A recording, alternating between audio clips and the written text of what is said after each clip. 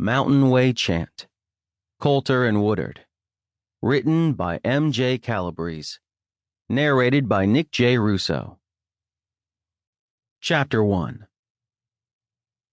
Crow, like all the other scavengers of the desert, had heard vultures call. He had seen their swirling signal high overhead as they reeled and soared on the thermals. The message told of food, newly dead, ready to fill empty stomachs. Suddenly, a glint of bright light from far below caught Crow's eye. He blinked as he focused in on the source. Dipping a wing, he dropped toward the light. The green creature moved quickly, almost as quickly as Crow, over the desert floor.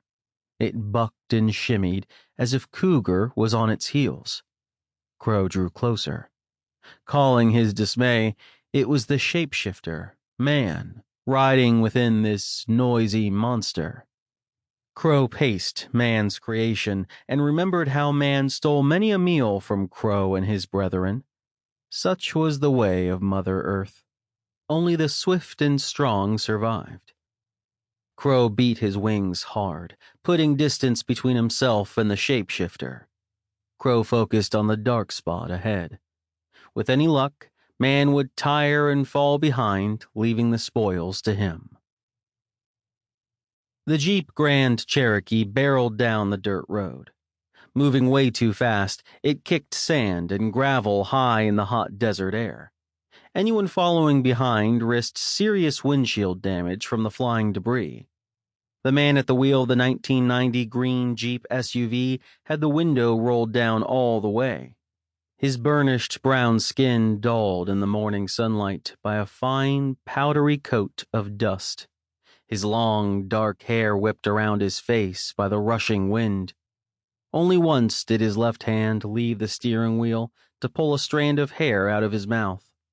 His fingers strayed down to unconsciously trace the long, thin scar that blazed from the corner of his upper lip to the top of his cheekbone, marring his otherwise perfect features.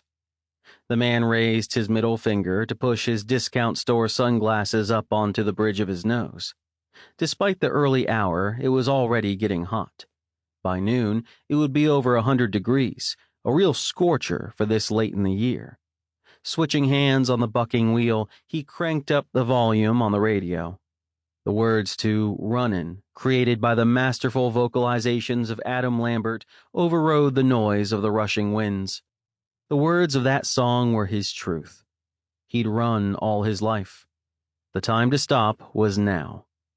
Cranking up the volume, the sound nearly drowned out the noise of the already overtaxed engine as Dr. Adam Coulter pressed down harder on the gas pedal.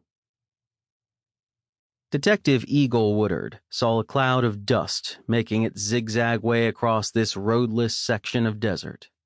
The SUVs and trucks nearby circled the crime scene like wagons in days gone by, their blue lights strobing to mark the place they all gathered.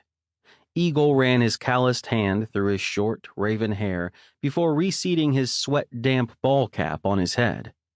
He sighed. He had regretted cutting his hair almost as soon as he'd done it. A few weeks ago, too much alcohol and a dose of melancholy had caused him to pick up a pair of scissors.